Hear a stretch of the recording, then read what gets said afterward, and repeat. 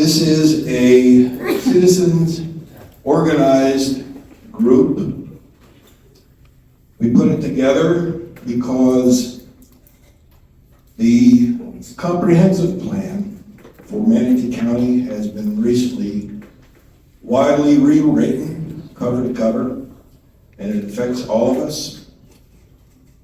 And it's something that we really haven't had adequate time to review in detail.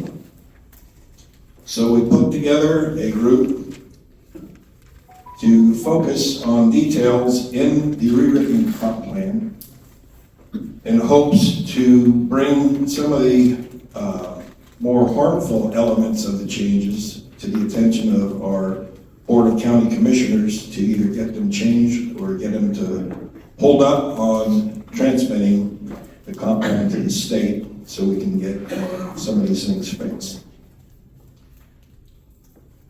Now I see some candidates running for office this year in the room. Thank you for coming. We'd like to hear what you have to say. The first hour is going to be comprised of 4 speakers plus a special speaker. And we're going to address certain elements of the comprehensive plan. And then the last hour of the evening will be individuals coming and asking questions, making statements, and just basically having a public dialogue as best we can.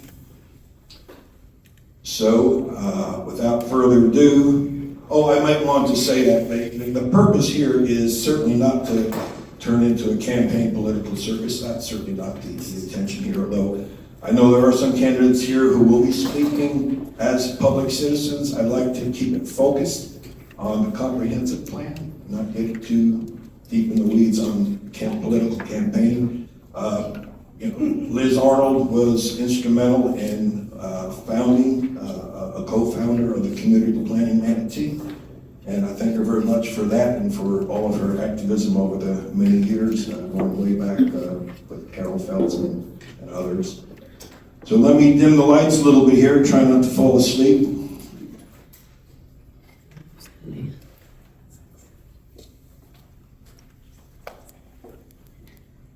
So a brief history. In 1989, Florida State required comprehensive plans for municipalities and counties.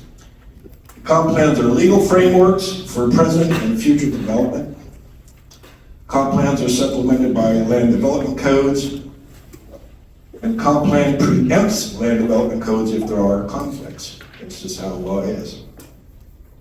Now, the comp plan will identify land development strategies, zoning densities, compatibilities, water use, roads and traffic patterns, transportation, sewage, solid waste, all those things, plus a host of more things. Who are we? The Community Planning Manatee is a group of concerned citizens. In April, last April, the rewritten comprehensive plan was published. On June 4th, there was a Board of County Commission hearing for the transmittal of the rewritten plan. Now, a bunch of us went down there and gave the BOCC a hard time because we didn't have near enough time to review a document that was over 900 pages. The summary alone was over 200 pages, just summarizing the changes that were made. So between the Planning Commission, bless their hearts, and recommending that the BOCC give us another 180 days, the BOCC gave us 40 working days from June 4th to go back and do a more in-depth dive and review.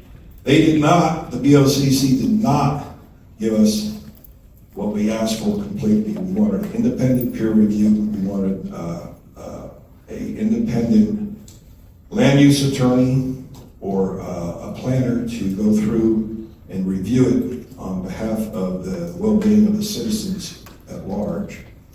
But they gave us 40 working days. The reason why it was important is because citizens were asking very important questions and we're not getting any answers, or certainly not any good answers. So we formed the Community Planning Manatee to review and list items in preparation for the August 6th hearing on the transmittal of the comp plan. Now, at the June 4th meeting, they already transmitted the maps to the state. And Heidi Manatee Lim is going to talk about that a little bit later on, about the roads. That's already gone to the state, and on August 4th to August 6th, it'll be back. And the board will vote on whether to adopt it or not. Hopefully they don't, because it's not ready. It's got errors in it. Some of the issues that the citizens have been talking about, we want a good definition of the county's maximum capacity for carrying people. What's the carrying capacity of our county with regards to traffic, water, flooding, natural lands? What is it? How many people can we cram in here? I mean, do we want to be a Los Angeles or New Jersey, or do we want something better than that? There's issues with the massive data centers. Now, just yesterday at the BOCC meeting, they did have put a moratorium on data centers for 12 months. During that period of time, they're going to review and come up with a way to add elements in the comprehensive plan to address data centers, and that's good. We don't know what those are yet. They've got 12 months to work on it. So we say, what's the rush? Hold up on this comp plan until you get that figured out and stick that in there. And there is no rush on it, as you'll see later. There's an issue with the loss of wetlands in the county. In the last 10 years, our county has lost 3,000 acres of wetlands. They're destroyed. They're gone. In the last 6 months, with this present board who claims to be so wetland friendly, in the last 6 months, they have voted to destroy 13 acres of wetlands. 25 acres of wetlands are up for vote to be destroyed or not. Those zonings were changed and postponed until after the primary elections. So sometime after August, those rezone applications will come before the board, and they'll decide on whether or not to destroy an additional 25 acres of wetlands. That's not even accounting for the wetland destruction that we see pending out at Long Bar Point on Sarasota Bay. This is something that came up recently. So the program is, we've got 4 speakers, definitely. Actually, my guest speaker kind of bailed on me. So our 5th speaker on how did we get here and how do we fix it, y'all are going to have to be the special guest speaker. Brief history again, 1989, Florida State requires a comp plan. Comp plans are legal frameworks for present and future development. They're supplemented by the land development codes. Now, originally, the comp plans were to be evaluated and updated at least every 7 years. The evaluation and appraisal report, EAR, needed to be submitted. A report needed to be submitted to the state every 7 years. Right now, we're in a cycle that started in 2020, so the next evaluation report is due by December 2027, next year, not this December, a year from December. The idea is that the reports are to assess population projections and to be updated to reflect the current state law changes that occur periodically. And the comp plans are intended to look out over cover the next 10, 20, 25 years. Now, in 2011, the Community Planning Act stated that the EAR submittals are no longer required. They still have to be done, but they're not necessarily required to be submitted to this state. Okay? They still need to be reviewed, and if there are changes that need to be made to match or meet the current Florida state law, those changes have to be made and submitted. That's the minimum that has to be done. So a year from this December, all that's really has to be done is the minimum to meet the state laws, definition changes, that sort of thing. Comp plan revisions only need to be meeting the minimum requirement to match state law. As I said, the assessment now, the EAR is due a year from this December 2027. So we think the commission is jumping the gun on wanting to get this transmitted this August, next week. So the county rewrote the entire comp plan. They hired Kimley Horn, an engineer consultant, planning consultant. We'll show later where we think there's a huge conflict of interest with them rewriting the comp plan. But they started working on it in 2023 until the current time. It also involves the roads. As I said, the roads were already transmitted to the state June 4th. And with the roads, it identifies the road capacities, the projected road capacities, the projected right-of-way for the roads, where the roads are going, how far out east they're going, how far north and south they're going, where the corridors are. A lot of the roads that they show on the future plans, they don't own the right-of-way. So, for example, on my road, they only own 50 feet of right-of-way. They say that they need 84 feet of right-of-way to meet the roadway standards for the type of traffic that needs to go on that road for their future development. So I don't know, they're even take the land by eminent domain or try to buy it. I'm not sure how they're gonna get it. So the plan is, the county's gonna adopt a change before November 2026 on the current schedule. So August 6th, they're going to vote to adopt the road changes, and they're going to vote to transmit the comp plan changes to the state. The comp plan changes will come back from the state October 8th. The BOCC meeting October 8th is when they're going to vote whether or not to adopt the comp plan rewrite. And this is just an example before and after. The picture on the left is what the comp plan looked like when it was printed out before we had the planning commission meeting. The one on the right, lo and behold, all of a sudden it grew by a good 25%, as you can see with the Campbell soup can. That's what was actually talked about and presented on the agenda at the planning commission.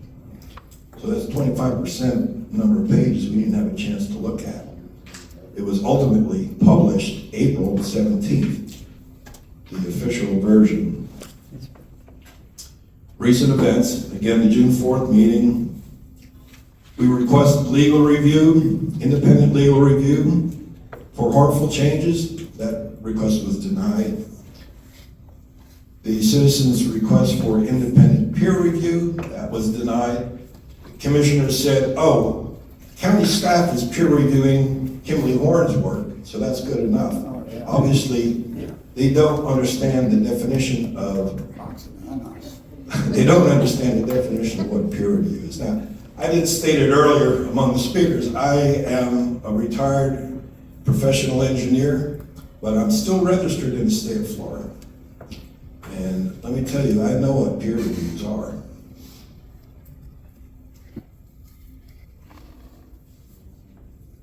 So we founded Community Planning Manatee because of all this stuff going on. We have procedural issues, the Kimley Horn conflict of interest. They have past projects that they represented developers on before this board. They have present projects and they have future projects pending. I know this, I researched it. In the past 3 years, they had at least 8 development projects that they presented to the board for rezones. Currently, and it's not just the past, currently they have a number of, I counted 23 that are presently on the books, and there are a few more in the hopper, in the chain that will be coming up later this year or earlier next year. That Kimley Horn is the engineer representing the developer for rezone requests, applications before this board. So you can't tell me it's not a conflict of interest. The county sponsored public meetings for the comp plan changes in the past were real dog and pony shows that are not meaningful at all. That's why we're having this meeting here today. We're drilling down into the details, getting into the weeds. Not to mention our county District 1 commissioners. We have none. Unfortunately, Carol was great. We don't have her anymore. So this year we've been 8 months without a representative from District 1. In 2024, we went 8 months without a representative in District 1 while all this stuff was going on. Remember, Kimley Horn started this comp plan revision back in 2023. So for over 18 months, District 1 has been completely unrepresented. And it's a problem because the issues and the elements of this comp plan will be affecting District 1 more than any of the other districts, because this is where all the development seems to want to go.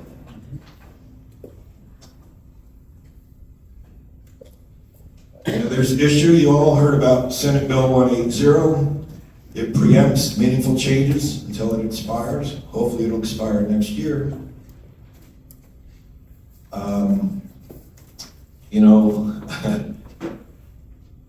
The commissioners are saying, well, they can't put the good stuff in the comp plan because of 180. Well, I say, well, then don't put it in. Just wait. Don't do anything with the comp plan. Wait a year. Comp plan's not due until a year from December. They got plenty of time.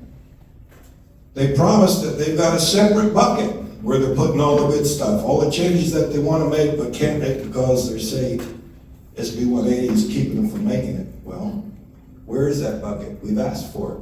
I said, publish that bucket. They haven't shown us what's in that bucket at all yet. We've been asking for it. We've been asking for that bucket of stuff since the Planning Commission back in May. We haven't seen anything. Show us that bucket.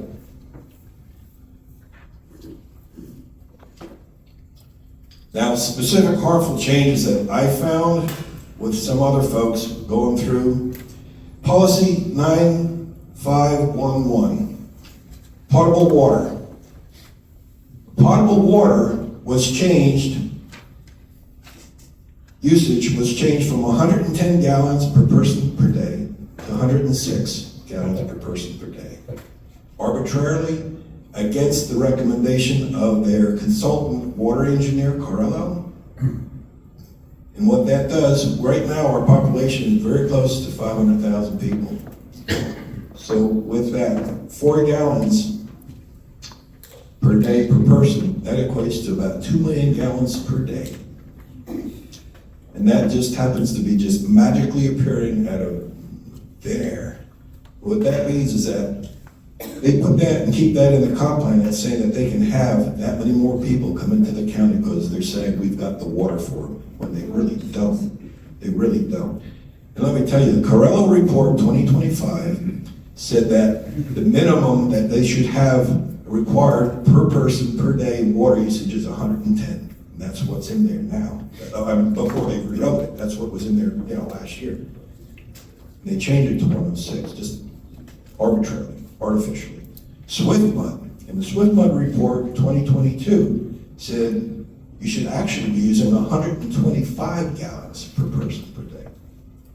Florida DEP in their 2023 report says you should be using 123. They're close to that SwiftMud. Now, in addition to that, what is not being considered here is that when you take an area and start urbanizing it, and suburbanizing it, water usage is empirically shown to increase. When you go from rural to urban, the consumption of water increases per person. It's empirically shown. There's no question about it. And that is not even being accounted for. It needs to be accounted for. So this change absolutely cannot stand.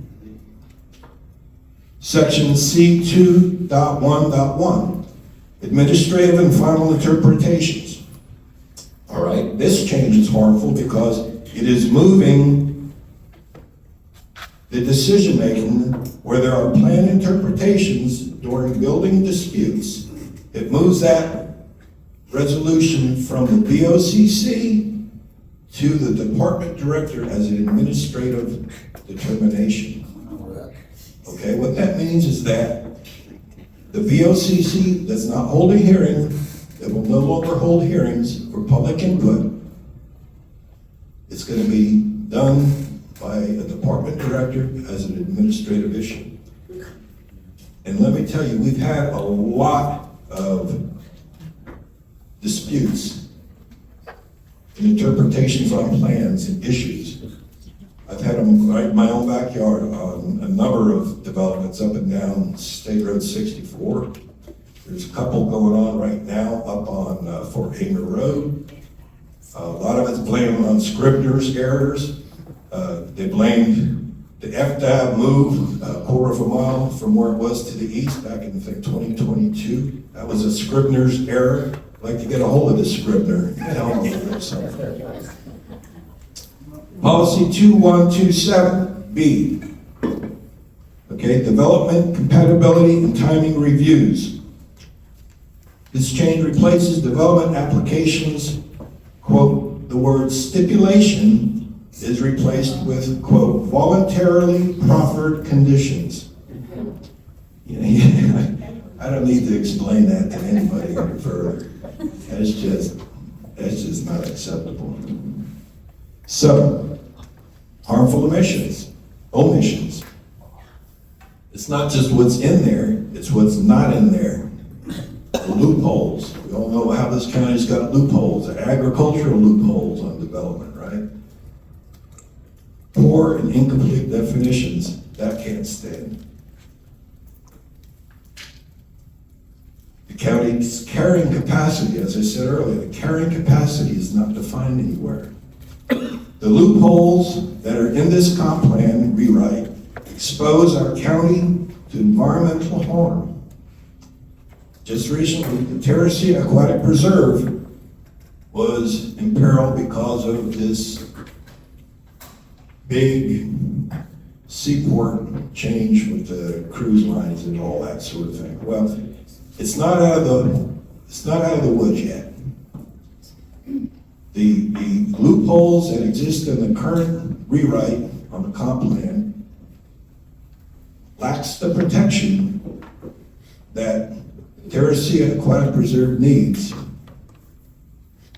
It lacks the protection from future development. That can't stand. And my dream is that when developers break the law and kill a gopher tortoise, make them pay $1 million per tortoise.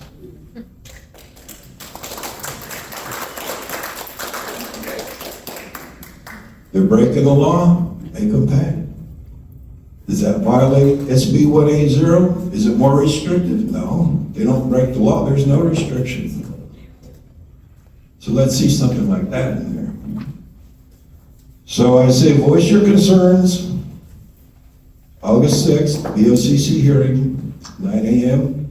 You are able to call in. You can call in, and I think we get 3 minutes, or you can show up in person and grab somebody by the neck. So I'd like to turn it over to Heidi.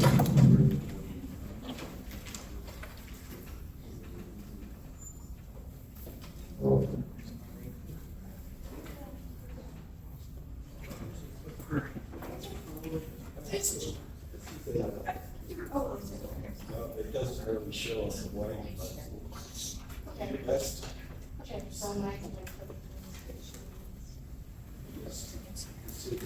we go. Okay.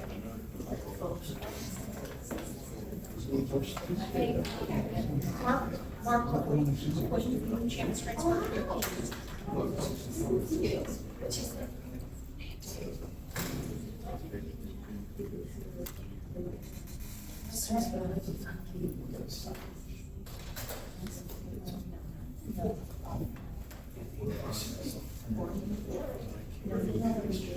Okay, so it's. Okay. Hi, everybody. I'm Heidi Lynn on Facebook. I live in Myakka City, and you will see me at the BOCC meetings, pretty hot and upset. So, Mark asked me to come here and talk about, a little bit about out east, and I see we do have a few of us out east residents. I have to say, everybody really does need to attend the land use meeting for the comp plan change, because for everybody who wasn't there at the BOCC yesterday at their meeting, there was a lot of people there. There was the Bishop Kennel people there, you know, against the Bishop Kennel, against the dog trailers.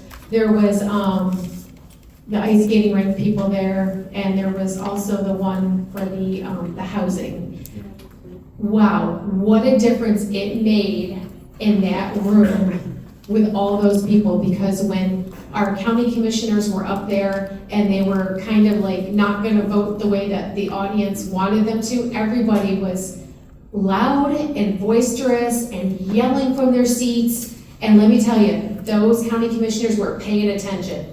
And the problem with us out east is we don't have anybody that wants to help represent us. I get messages all the time. Thank you, Heidi. I support you. Well, that's good. Can you attend a meeting or maybe send an email? Because it's just me up there, and let me tell you, they're getting sick of looking at me, and I've been dragging my 13-year-old daughter around with me, and she's been talking. And actually, she was supposed to talk about gopher tortoises, but we didn't get a chance to talk about that at the meeting. So,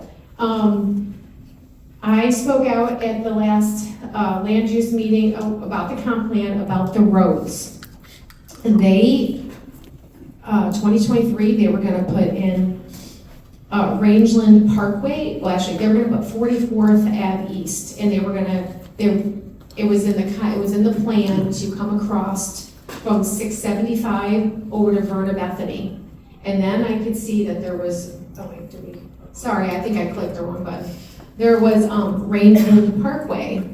So when this new plan came out, we thought that they were going to be removed as of in 2023, when we were all at that meeting. We thought that they were going to be removed out of there so that they wouldn't run us over in Myakka City.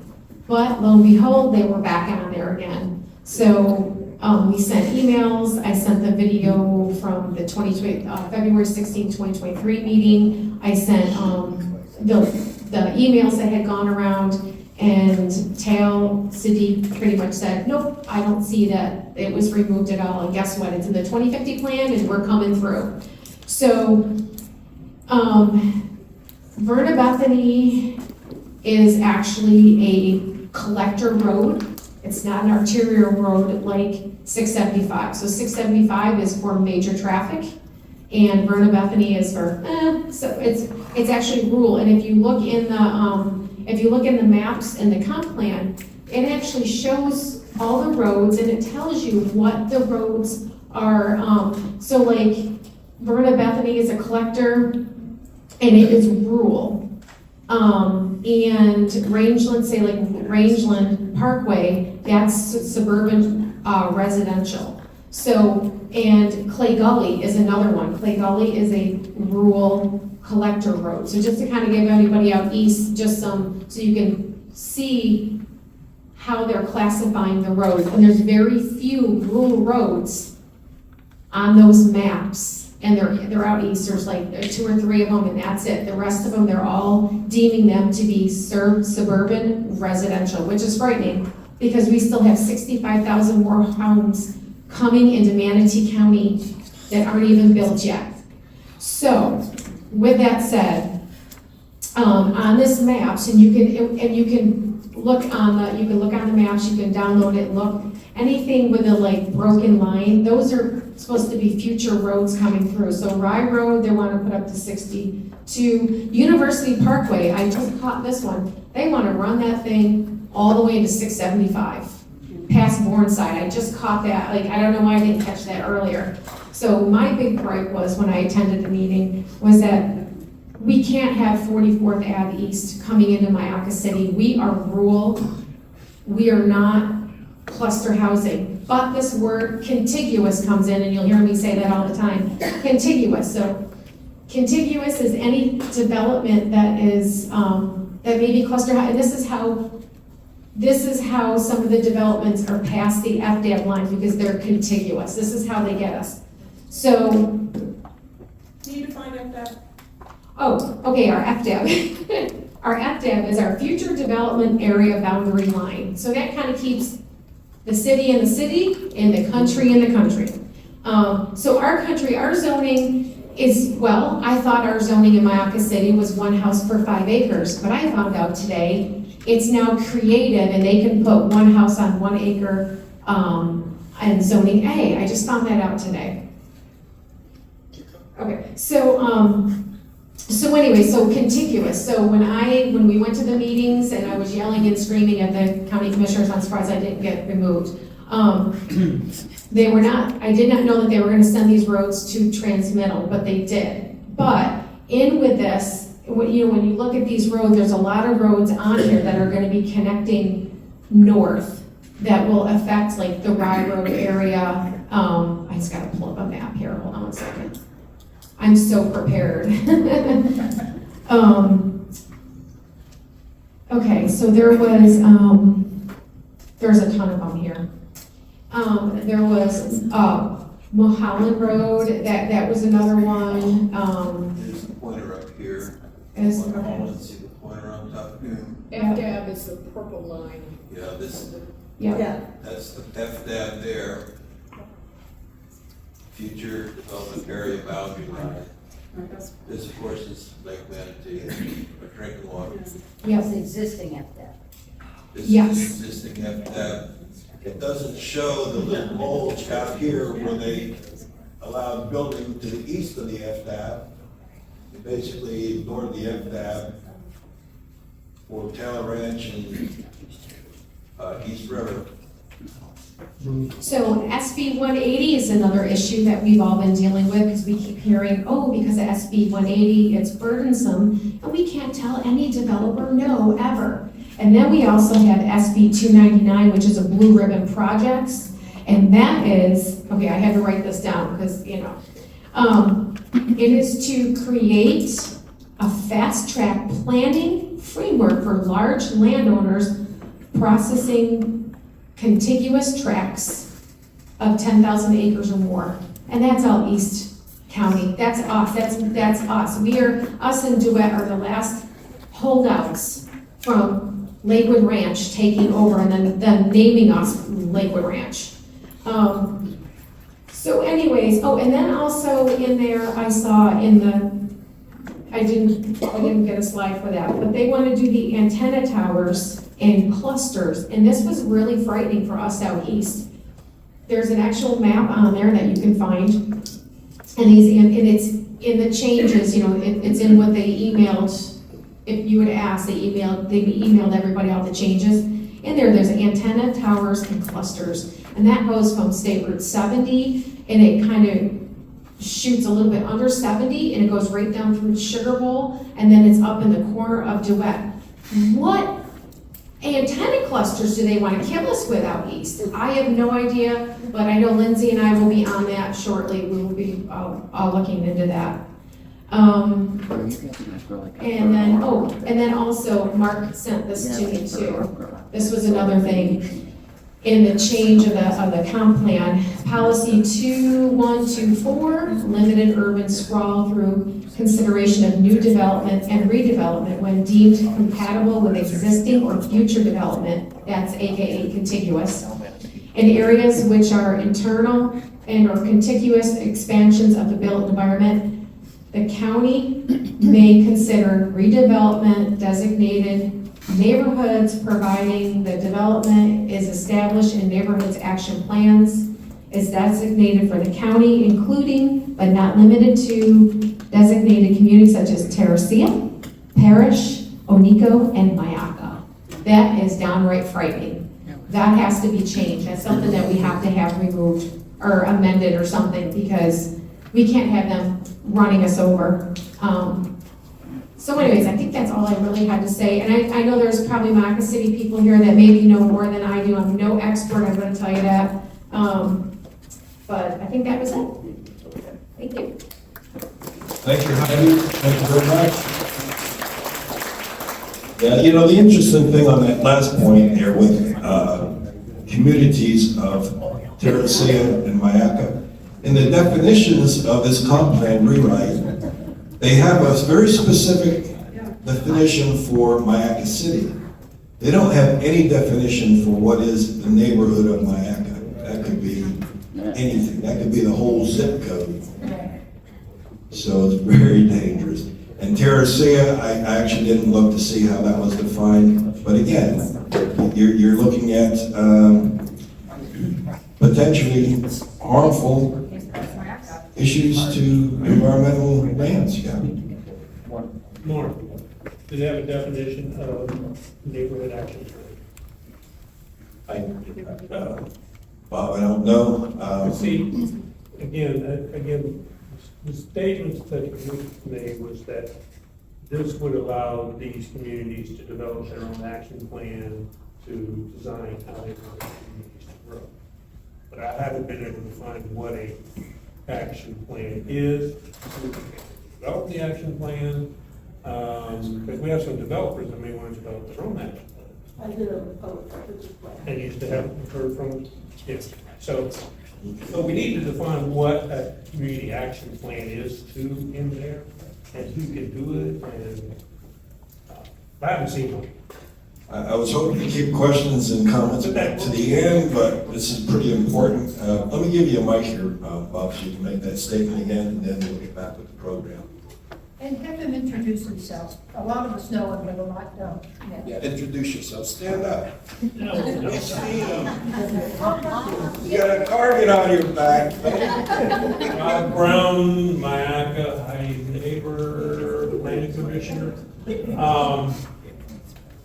The question was, I think, slant is for that, the community action plans was reversed, said, okay, these communities can develop their own plans and develop how they want to create their own community. But I don't know what this, what the authority is for developing an action plan. I don't know what the parameters are, who can do it, who has to approve it.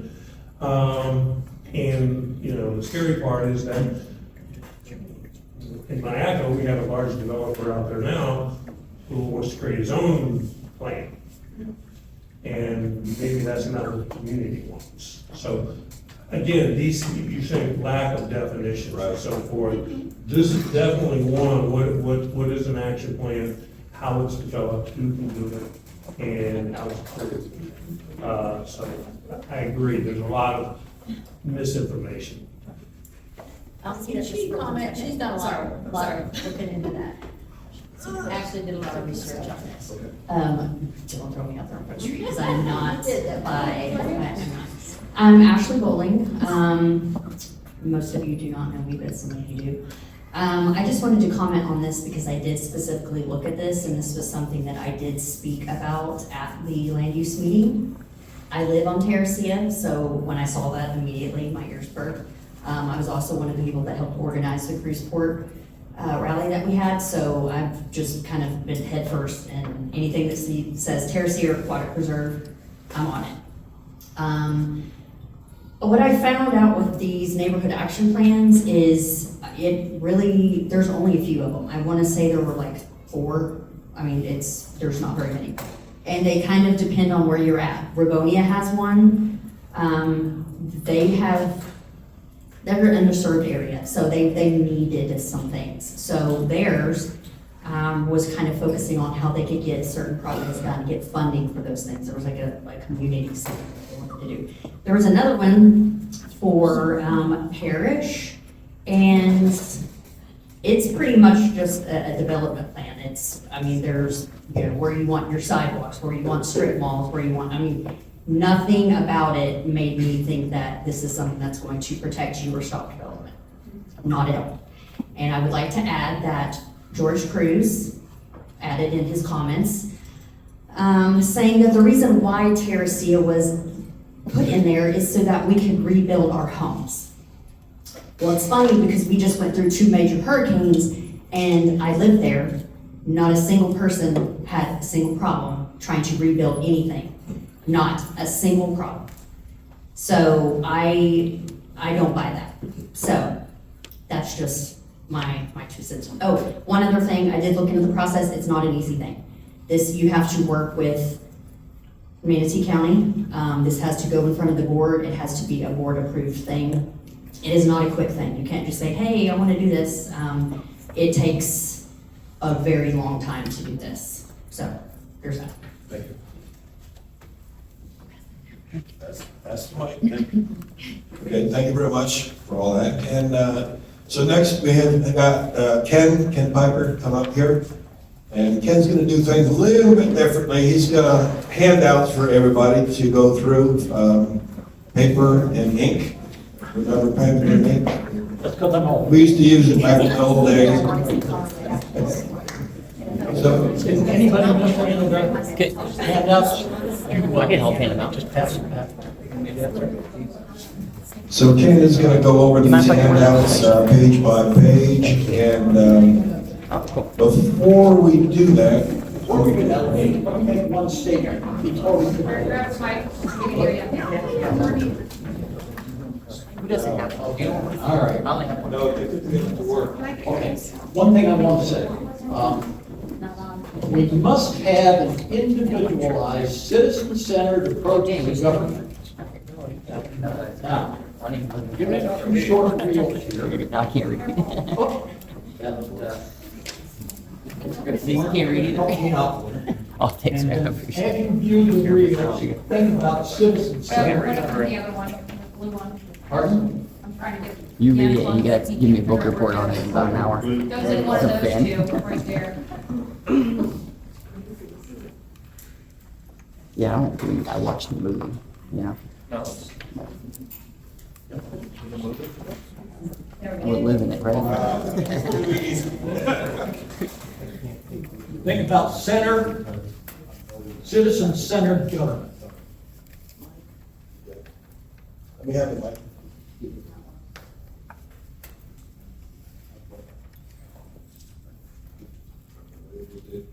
There it goes.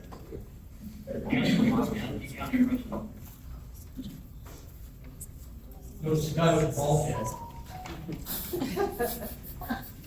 Ken Quaker, Manatee County resident. I'd like to have a future agenda item as well as a workshop on ethics. Ethics would include engineers and the county commissioners themselves. Kimley Horn has Bill Connerly as an engineer employee. He's also the 72nd District Florida State Representative, which involves Munster Parish.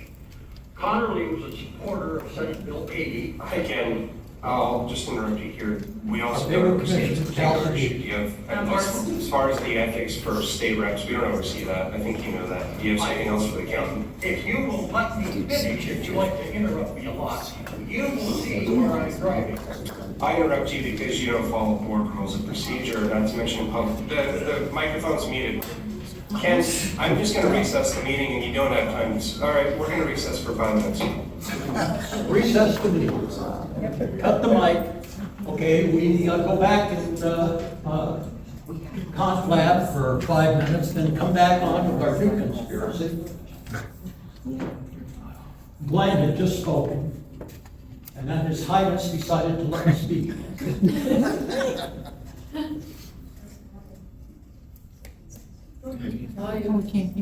Now he's muted.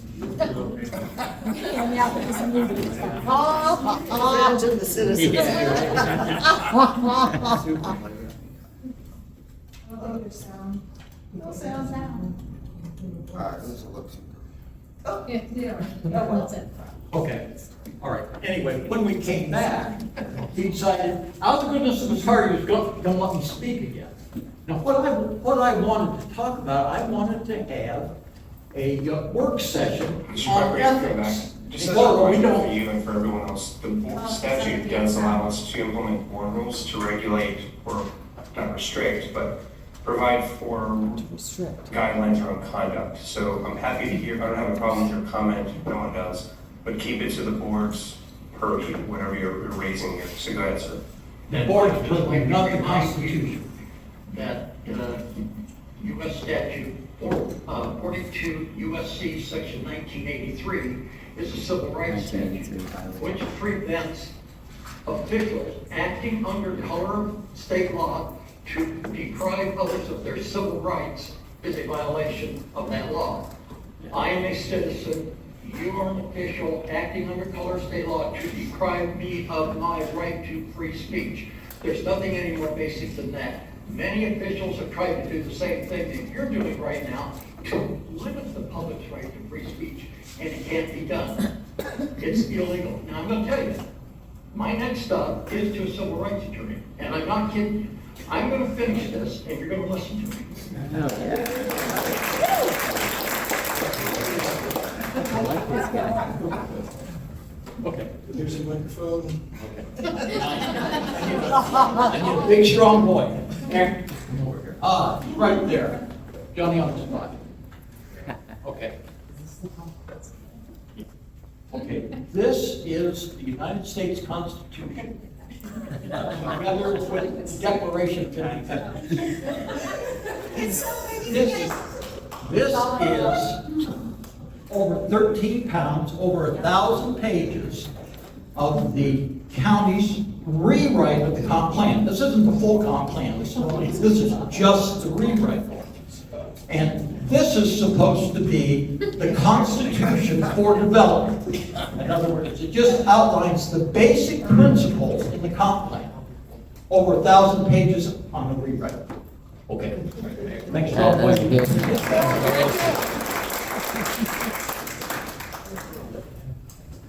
Okay.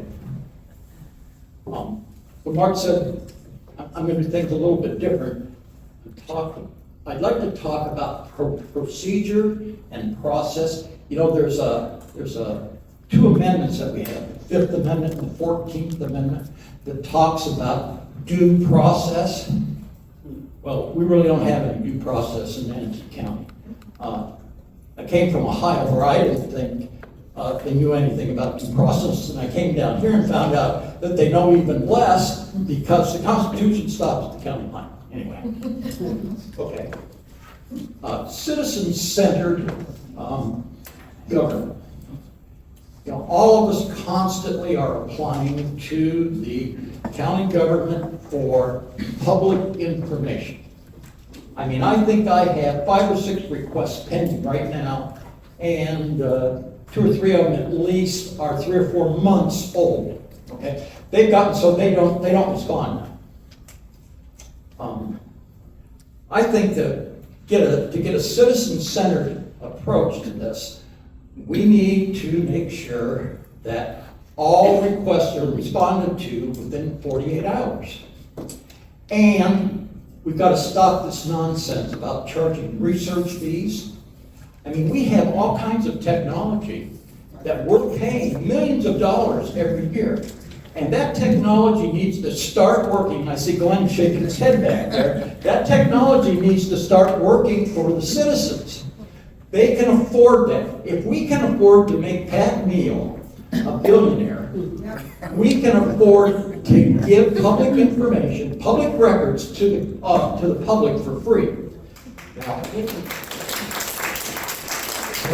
Now, a lot of us sitting here that had that same problem. Okay, so we need teeth in a law like that. So what I think we should do is that not only should we get the information for free, but that it be responded to within 48 hours. If it isn't, for every 8 hours after that, they need a $100 fine against the county.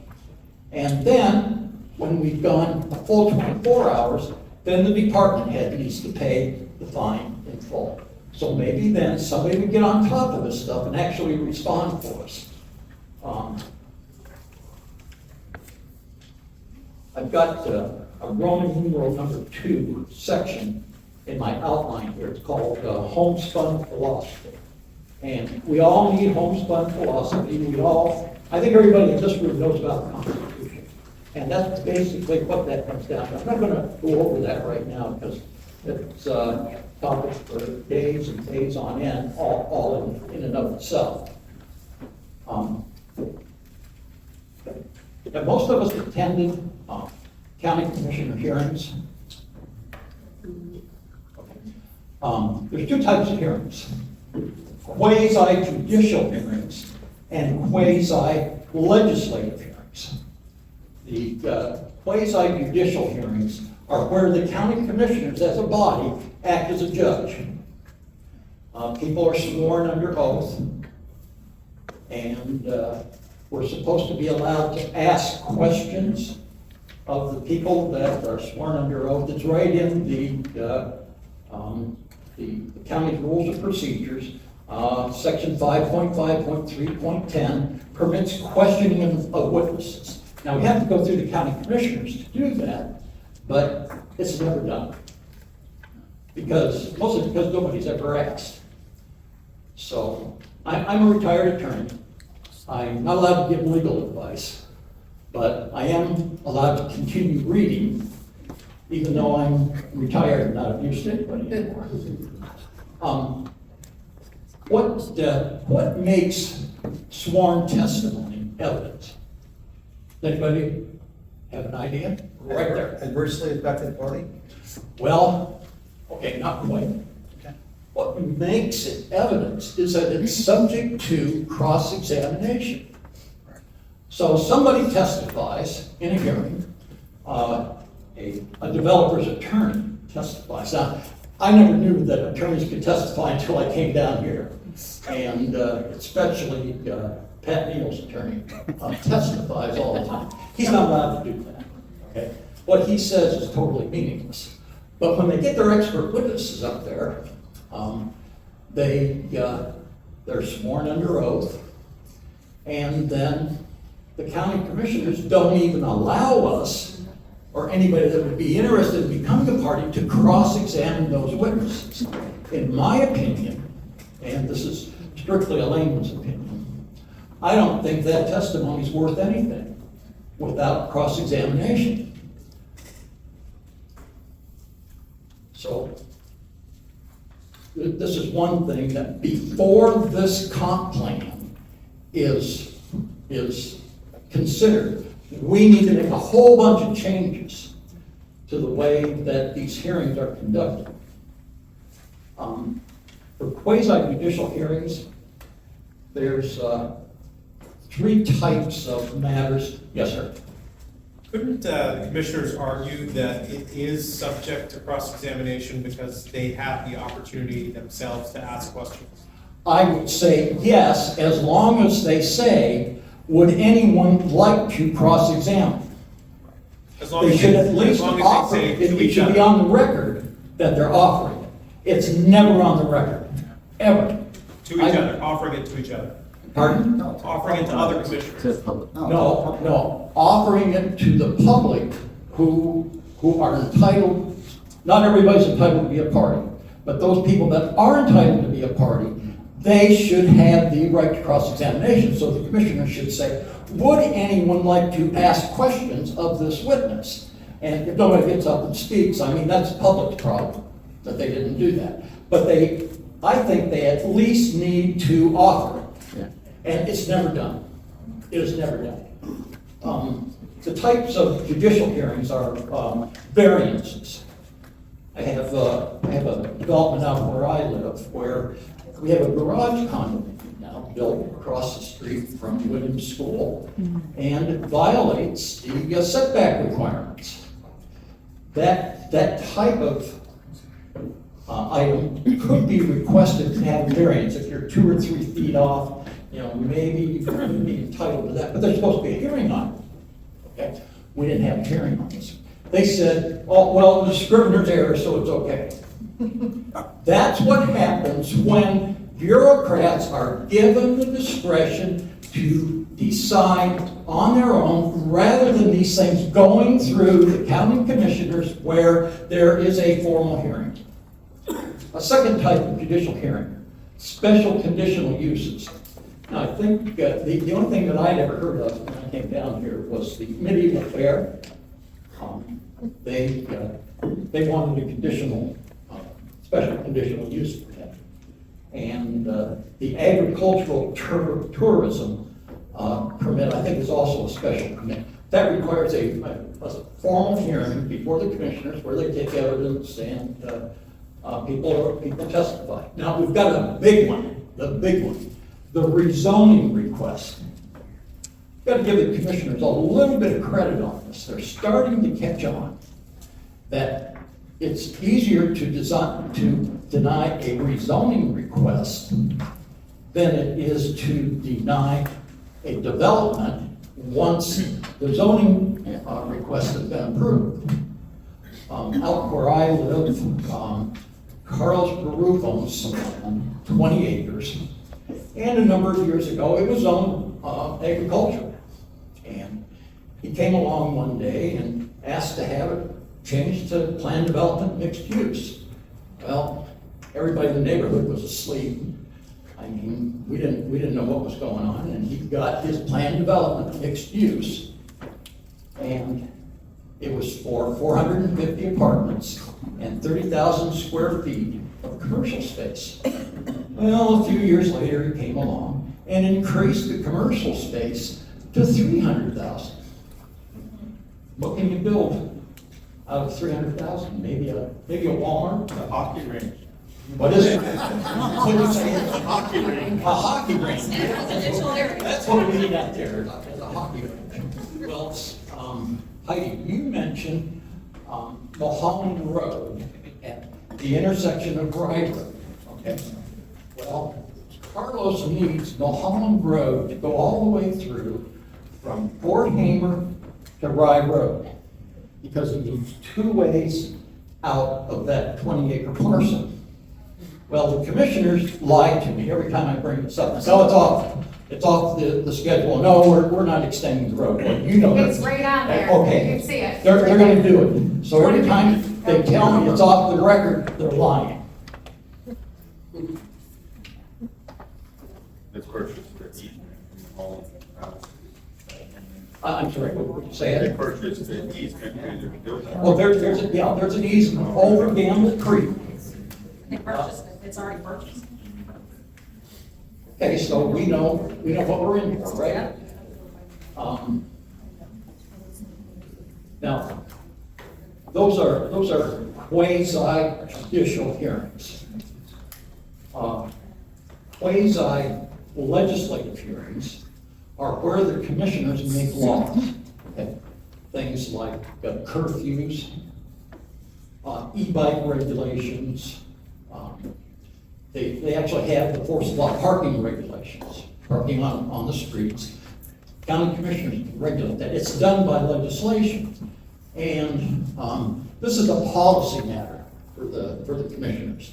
I mean, they have a public hearing, but there's no sworn testimony. People get up and they tell what their preferences are.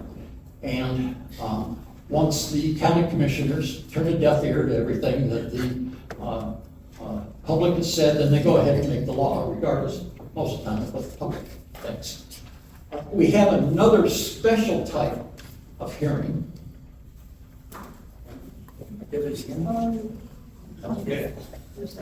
Way to go, Ben, breaking Okay. Okay. Right from the cover of it. Next time. Okay. We came from this library. This is special procedure. It goes through the Department of Administrative Hearings. It's called DOE. Remember Homer Simpson, when he used to say DOE? Well, that's the body that hears these things. There is an appeal from the division of the county commissioners to the Department of Administrative Hearings. And as part of that process, most everybody, if you live in the county, and if you own property in the county, you can be a party to those proceedings. Of course, the problem is you have to hire an attorney, you have to pay for the transcript, You have to pay for the court reporter. So, we're coming to, go ahead, 2 minutes. Okay, the last item that I had in my outline concerns some recommendations. What page? Starts on page 12.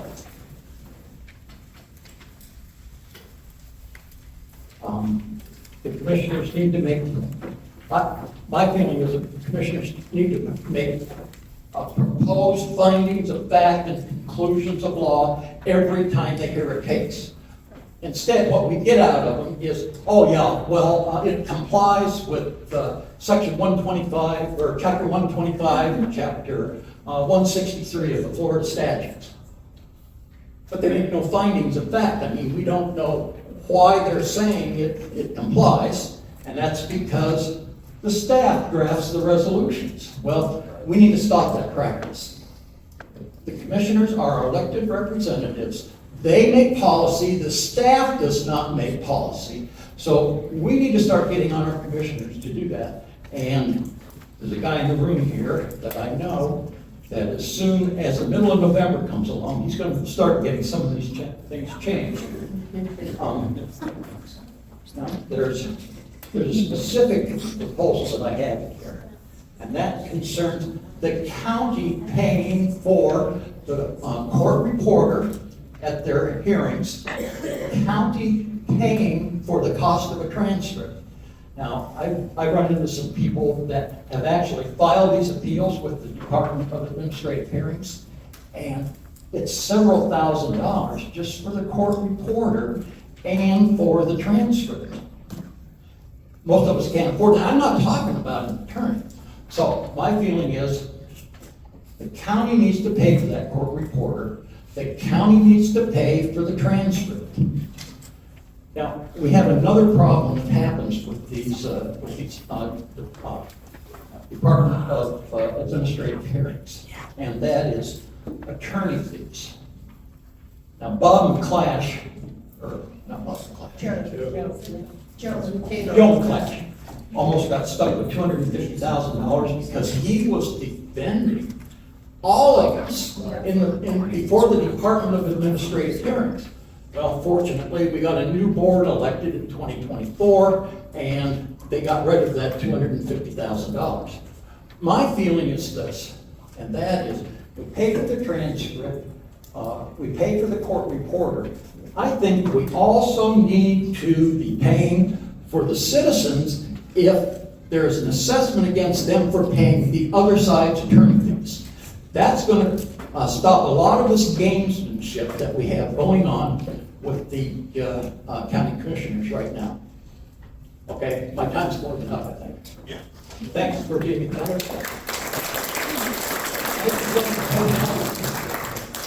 She's been on the ground floor here, and your daughter is amazing. And Andra, she's going to be up here, and this guy here is the most rational person that ever went into life. Everything.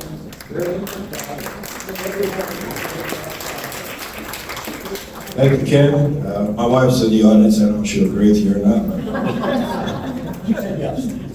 thanks. Thanks, man. It's the one that's highlighted. That one?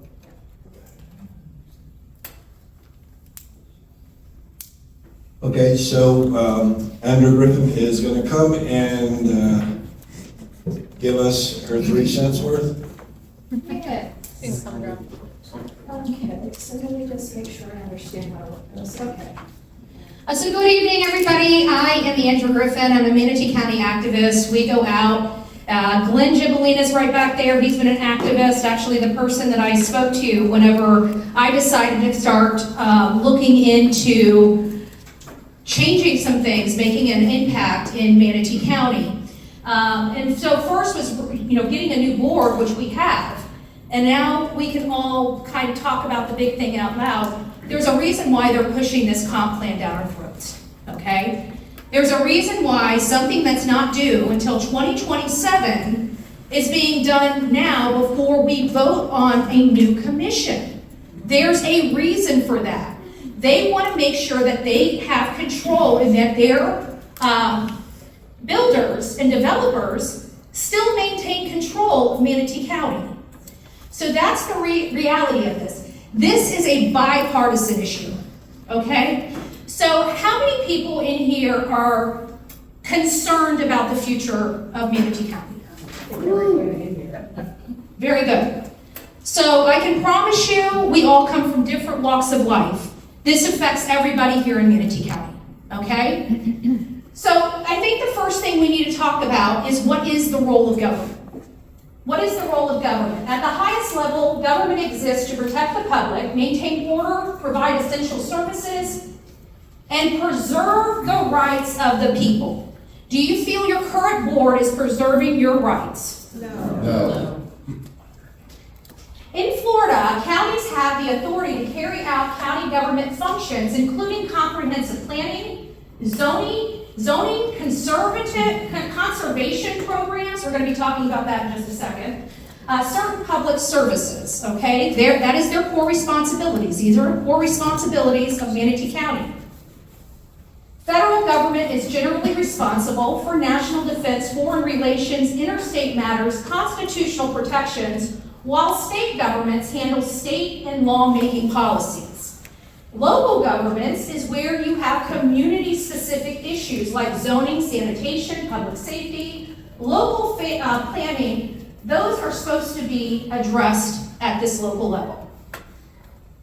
Government should be focused on core responsibilities first, not expanding into projects that feel political, indirect, or outside the normal duties to taxpayers. We are the bosses, they are our representation. They're not representing us, they're representing the developers. Okay? Yes. The simplest way to explain the role of government is the government should protect the people.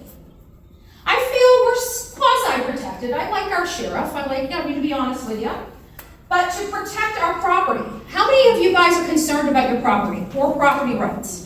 That's why the majority of us are here, is because of the concern of what damage their decisions are going to have on our properties. So we're dealing with a lot of temporary rentals, short-term rentals. Those are affecting a lot of people's property values right now.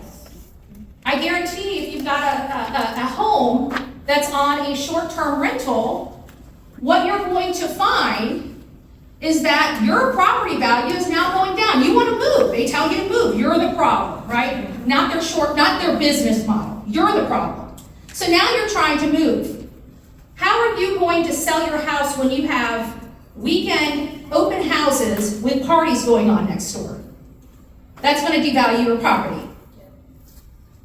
So, I think I went past. So we have protect private rights, uphold the law, provide services that private citizens cannot realistically provide on their own at scale, such as water, utilities, other things, parks and recreations. We do have to maintain some type of reserves and preserves out there. That means government is not supposed to be everything for everyone. It's supposed to take care of our essential services. Tax dollars should be treated as public trust, not a blank check for ideas that are popular in the moment. Do you guys know, we just found out we purchased 2 kitchens yesterday for $1 million each. 2 kitchens. One will service a maximum of 80 people. I want you to understand where your tax dollars are truly going. These are going to special interests. They are burning our money up. Instead of fixing our infrastructure, we're getting kitchens that we will never dine in.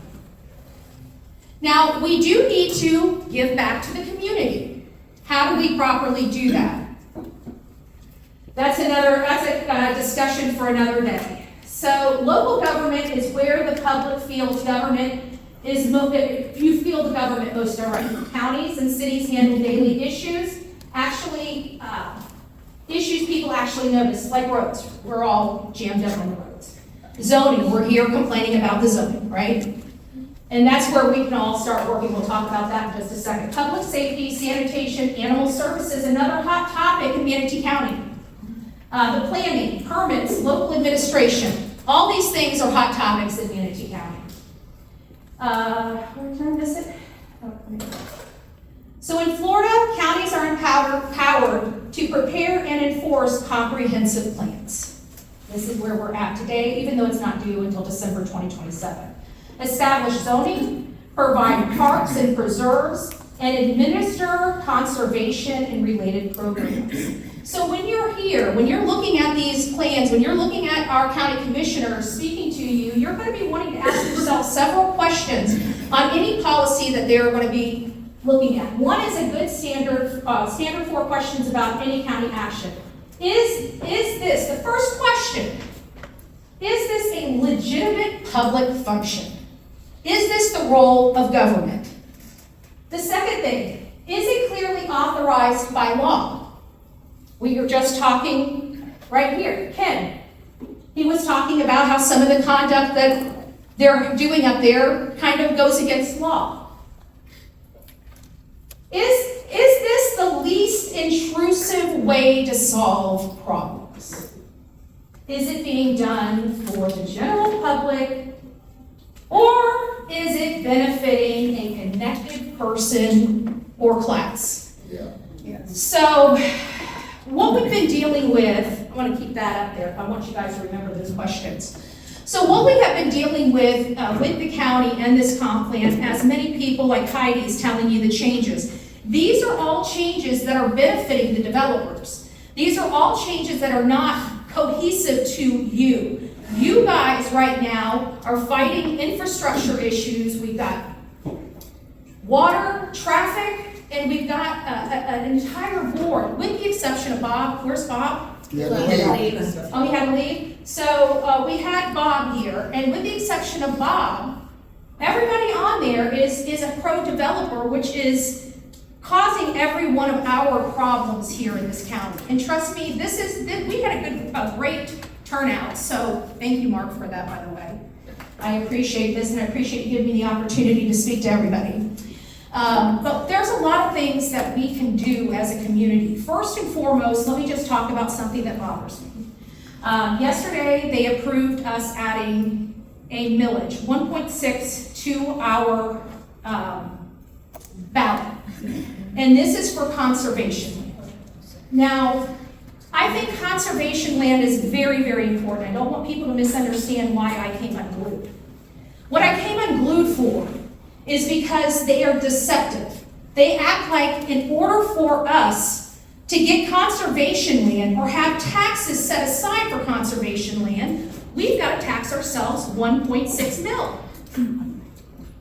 They're not telling you that they can literally bring this for a vote and make a resolution and earmark funds that are already being collected from the county for conservation and for animal services. We don't need to tax ourselves anymore. But they want you to believe that. Why? Because we're trying to eliminate our property taxes. And they're worried that we're going to eliminate our property taxes. In Manatee County, I can promise you, I'm not too concerned about it here. Why? Because they were able to spend $120 million of our dollars with waste, fraud, and abuse. I think we've got our property taxes handled here in Manatee County. Okay? So, what are we going to do moving forward? What can you guys do to help? Well, what you guys can do to help is, if you can't show up, right? Did you have something to say? I just wanted to mention on the homestead tax exemption, only 13% is from homestead tax exemption. So even if it does go to zero, it's still only 13% of the budget that tax comes from homestead. Thank you so much. You can look that up. We appreciate that. We appreciate that. So that shows you we're creating revenue in this county from everything other than, like, we have a lot of businesses that those taxes will never go away. Their rentals, those short-term rentals, they have taxes. Those will never go away. We're going to be collecting property taxes. It's just we're not going to be collecting property taxes from people that have, 250,000 starting off, going up to 500,000? Something like that? We need to get that right, though. before you start really talking about Yeah. it, somebody should really know exactly what that is. Yeah, we're not gonna go into a deep dive with that, we're just cursory, but at the end of the day, that is what they are concerned about. Yes, ma'am?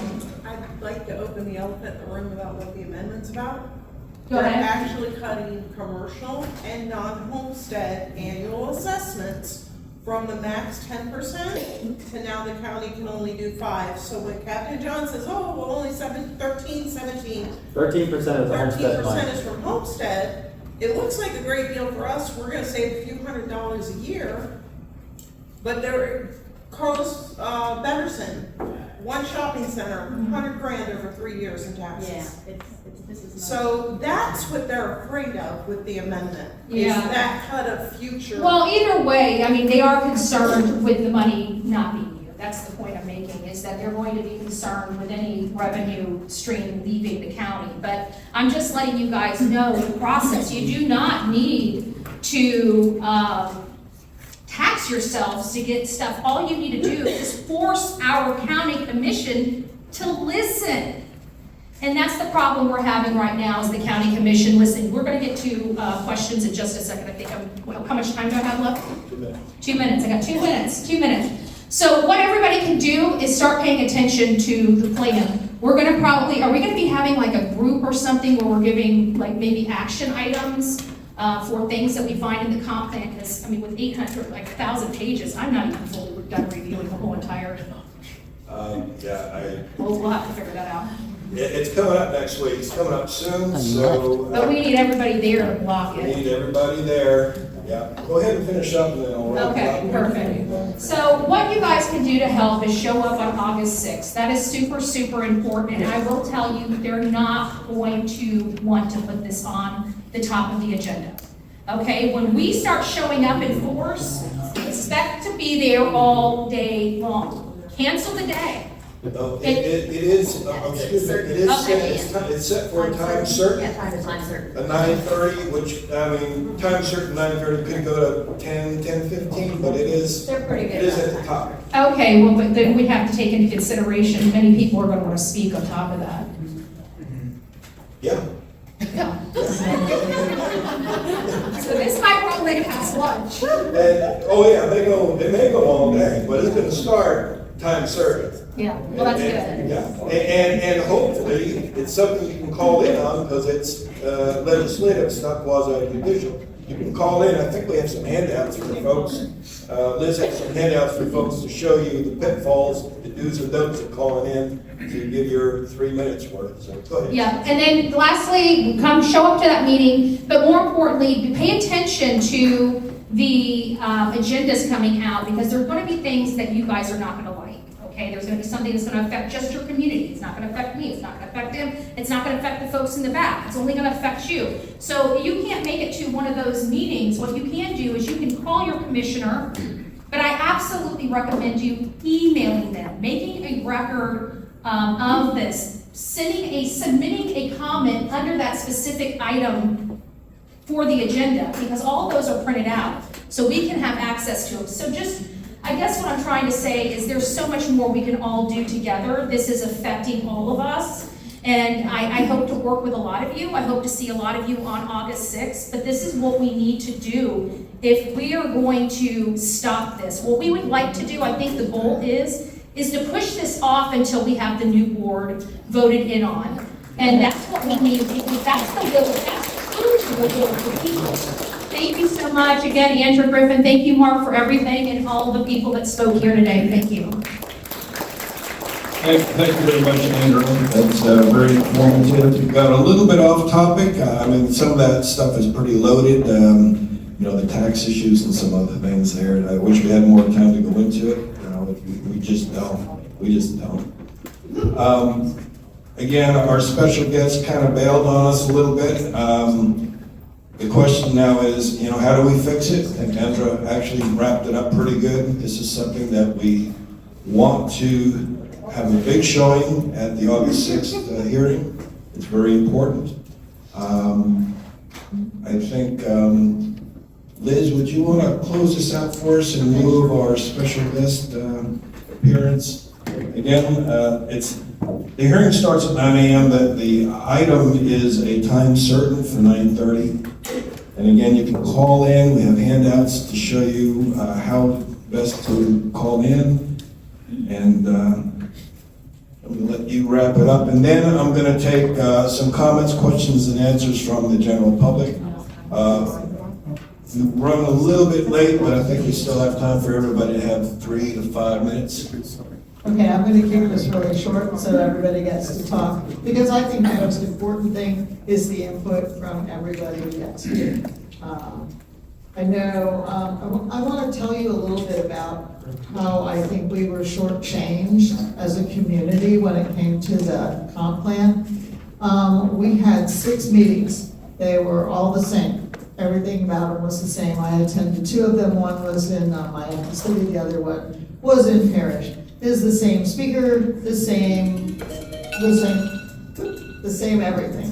So, and they broke everybody up at the end. They gave their speech, and then they said, okay, go back in the back of the room and write little sticky notes and stick them on boards. There was no real exchange of information at all. They spoke, you listened, leave. So I want to show you another example. Orange County had 22 in-person meetings.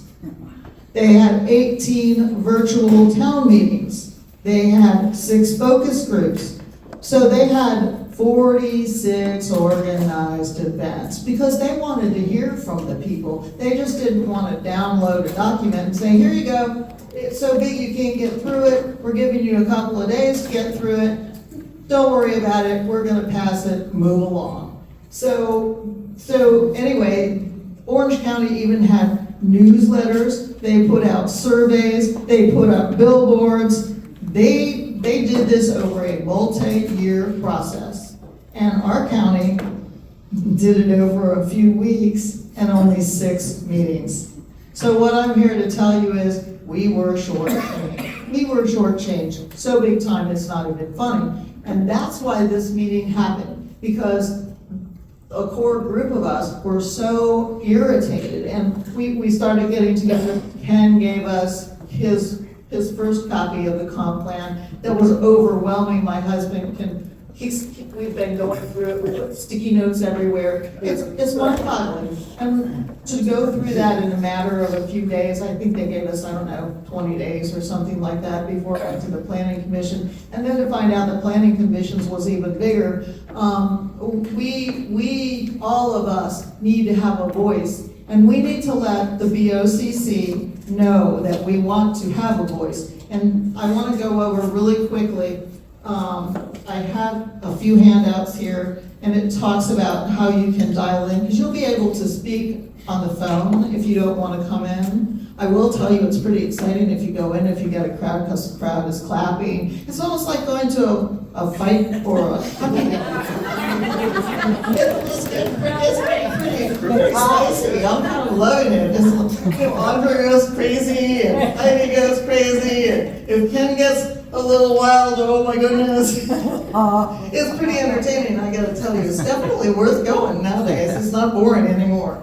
But even if you don't take a handout, you can go out and you can put in Google BOCC Manatee agenda, and you can pull up the agenda and click on it, and there it will give you phone numbers that you can call in on, and it will tell you, it's a Zoom, and it will give you the ID number for the meeting, and you put in the ID number, you hit pound, let's see, there's no participant ID, and then what you do is you're on mute, and you can listen, and here's a trick, because if you're watching it on YouTube or whatever the channel is, it goes slower on YouTube. So you have to be listening to it on your phone, because otherwise you can miss your opportunity to speak. So it tells you if you want to raise your hand, hit *9, and when they call on you, hit *6 to unmute yourself. It's pretty simple. You can do it. I do it. I mean, if you're at work, you can listen with one earbud and then go, oh, I gotta go on break when they're getting ready to call you. I mean, there's lots of ways to do it. Don't miss the opportunity. Also, you can write in, and I will tell you, it's really important that you either call or write in, email, because I was at a meeting where it was really pretty sad that they were paving over wetlands. It was really inappropriate, but the BOCC looked around and said, you know, none of the people surrounding this property are here, nobody wrote in. The only one that's standing up here complaining is me, Liz, and I wasn't immediately adjacent, so it's like, so because nobody wrote in and nobody's here from the surrounding area, we're gonna pass it. And they did. So it really, I can't stress to you how important it is. Please call in. If you can't call in, please write an email. You are being so had on this comp plan. You really are. And I want to hear from you. Thank you. That was actually, the project Liz was talking about, that rezone was a supermarket. There's 3 acres of wetlands that were approved to be destroyed. That was in the west side of the county, and it was specifically Commissioner Cruz, who is supposed to be a champion of wetland saving, said, 3 acres. Champion of the white bar. They're gone. You know what, actually, I think it might be off topic. Never mind. Anyway.